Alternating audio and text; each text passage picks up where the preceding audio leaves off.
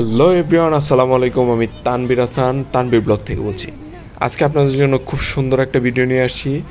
তো এই যে প্রথমে অলরেডি আপনারা দেখে অনেকেই বুঝে ফেলেছেন যে আসলে আজকের ভিডিওটা কী নিয়ে হবে। তো আমাদের বাসার একটা আম গাছ ছিল, তো এই আম গাছে আলহামদুলিল্লাহ আল্লাহ তাআলার অশেষ রহমতে প্রচুর পরিমাণে আম ধরছে। তো এই আমগুলো আসলে আজকে পারবো। তো এই পাড়ার ভিডিওটা আপনাদের মাঝে শেয়ার করার জন্য এই ভিডিওটা আসলাম। তো অনেক দিন ধরে বলতেছি যে পারবো করে আসলে পারা হচ্ছিল না, কিন্তু আজকে হঠাৎ করে সময়টা বেরই করে ফেললাম যে না, আজকে এই পাড়াটা খুব প্রয়োজন। আর আমগুলোও দেখতেছি মোটামুটি ভালোই পরিপক্ক হয়ে গেছে। তো এবার এই সিজনে বৃষ্টি কম হওয়ার কারণে আসলে আমের সাইজটা আসলে অতটা বড় হয় নাই। তো বৃষ্টি হইলে আমার মনে হইতেছে যে আরও বড় হইতো। আর এই গাছের আমগুলো আসলে খুবই মিষ্টি, খেতে খুবই সুস্বাদু। তো এই যে দেখতেছেন আমি আর আমার ভাই কিনা একসাথে চালের উপর উঠে গেছি। তো এইটা এই যে একটা ছোটখাটো একটা আম পাড়ার জন্য একটি এই যে দেখতেছেন সুন্দর একটা জিনিসটা বানাইছি। তো এটা দিয়ে আম পাড়তে খুবই সুবিধা, যাতে করে আসলে খুব সহজে আম পাড়া যায়। তো এই যে দেখতেছেন আমার বাকিনা, ও বলতেছে বারবারই বলতেছে মামা তুমি আমার কাছে দাও, আমি দেখি পারতে পারি কিনা। তো আমি আরে বারবার বলতেছিলাম এটা অনেক ওজন, তুমি এটা পারবা না।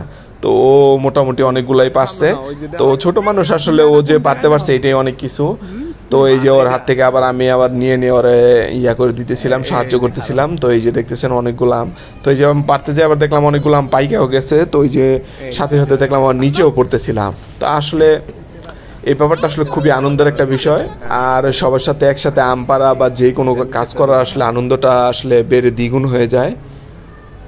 এই যে আমরা আম পাড়তেছিলাম, তো আসলে আশেপাশে এই যে পরিবেশটা দেখেছিলাম, আসলে আজকে রোদ থাকার কারণে আসলে খুবই ভালো হয়েছে। কারণ বৃষ্টি হইলে তো দেখা যাইতেছে আসলে এরকমভাবে পারা যায় না।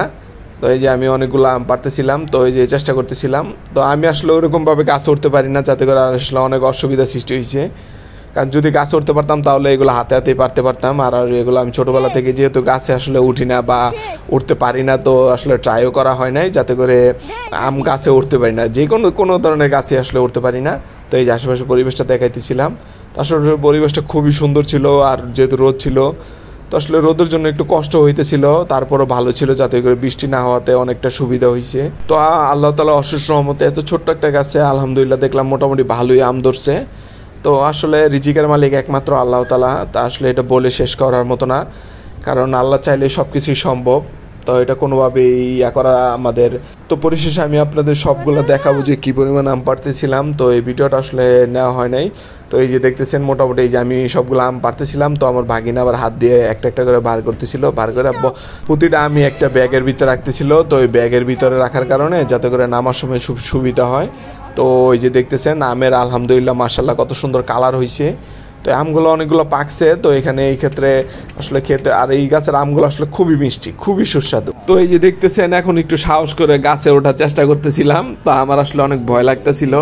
তো পাশে যেহেতু আমার ভাগিনা ছিল, আমার ভাগিনাও বলতেছিল মামা তুমি আস্তে আস্তে উঠো, যাতে পয়রা যাতে না যাও। তো এই যে আমি গাছে উঠে এই যে দেখতেছিলাম, যেগুলো মানে অনেক দূরে দূরে ছিল ওইগুলো অনেক কষ্ট হয়েছে পারতে। তারপরে মোটামুটি সবগুলা আমি পারতে পারছি। তো অল্প কিছু আম আবার গাছের জন্য রাইখাও দিছি, যাতে বৃষ্টি আসলে যাতে পড়ে। আলহামদুলিল্লাহ আল্লাহ তাআলার অশেষ রহমতে এই যে দেখতেছেন এই আমগুলো পারছি। তো আরও কিছু আম পারছি, তো এগুলো আসলে দেখানোর জন্য। এগুলো আবার এই যে বটু সহ পারছি, এগুলো ঝুলায় রাখার জন্য, যাতে করে ঝুলায় রাখলে কাঁচা কাঁচা আমগুলো যাতে পুরোপুরি যাতে পাইকা যায়। তো আলহামদুলিল্লাহ যে দেখতেছেন কত সুন্দর কালার হয়েছে আমগুলো, আসলে দেখতে খুবই সুন্দর লাগতেছিল। তো আসলে এটা বলে ভাষায় প্রকাশ করার মতো না। আসলে আমার ভিডিওগুলো আপনাদের কেমন লাগে অবশ্যই কমেন্টসের মাধ্যমে জানিয়ে